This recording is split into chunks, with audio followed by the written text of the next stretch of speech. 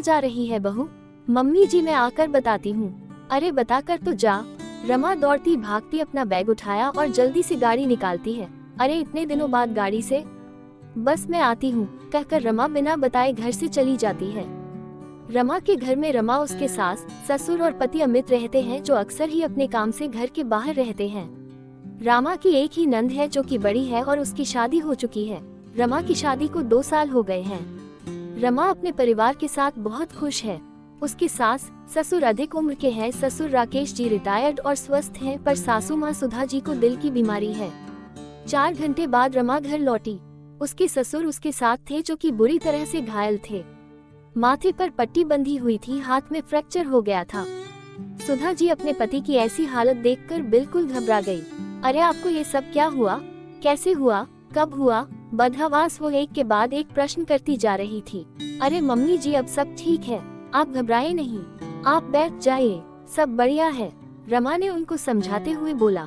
राकेश जी भी बोले, मैं बिल्कुल ठीक हूँ, बस ये हेयरलाइन फ्रैक्चर है जो कि जल्दी ही ठीक हो जाएगा।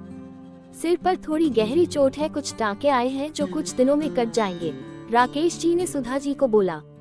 सुधा जी घबराहट के मारे रोने लगी, फिर बोली, अरे पर ये सब कैसे हो गया? मुझे तो किसी ने कुछ बताया ही नहीं। रमा जल्दी से पानी लेकर आई और वो अपने सास ससुर को पानी देते हो बोली, इसीलिए मम्मी जी मैं आपको कुछ भी नहीं बताकर गई दी थी क्योंकि आप घबरा जाती। फिर रमा ने बताया, मुझे एक अनजान व्यक्ति का फोन आया जो कि पापा जी के मोबाइल से कर रहा था और कह रहा था कि सड़क पर इनका एक्सीडेंट हो गया है। उन्होंने यह नंबर दिया है आपसे बात करने को, तो मैं आपको फोन कर रहा हूँ। मम्मी जी इसीलिए बिना बताए आपको मैं चली गई। यदि मैं आपको बताती तो आप घबराती रहती। घबरा तो मैं भी गई थी, लेकिन मुझे तो हिम्मत दिखानी थी ना। वैसे भी अमित शहर में नहीं है। सुधा अपनी प्यारी बहू रमा की बातें सुन बहुत ही गर्व महसूस कर रही थी। उन्होंने कुछ सोचते हुए लंबी सांस भरते हुए कहा, अच्छा है तूने साल भर पहले ड्राइविंग सीख ली थी, देख काम आ ही गई। हाँ मम्मी जी, कुछ दिनों से मुझे गाड़ी चलाने से कॉन्फिडेंस भी आ गया था और पापा जी का एक्सीडेंट वीरान जगह हुआ था।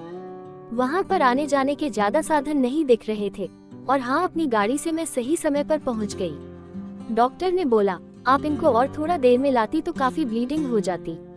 फिर इनको कोमा में जाने का डर था। सर पर गहरा घाव है, पर चिंता की कोई भी बात नहीं है। डॉक्टर ने सिटी स्कैन करके बता दिया है, सब सही है। रमा ने हंस के समझाते हुए अपनी सासू माँ को बताया। सुधा जी भी रमा को देखकर खुशी से मुस्कुराने लगी। आज उनकी बहू ने इतनी समझदारी से एक बेटे जैसा काम किया। राकेश जी को देखने 2 दिन बाद पड़ोस के वर्मा जी आए। उनकी बहू बैंक में जॉब करती थी।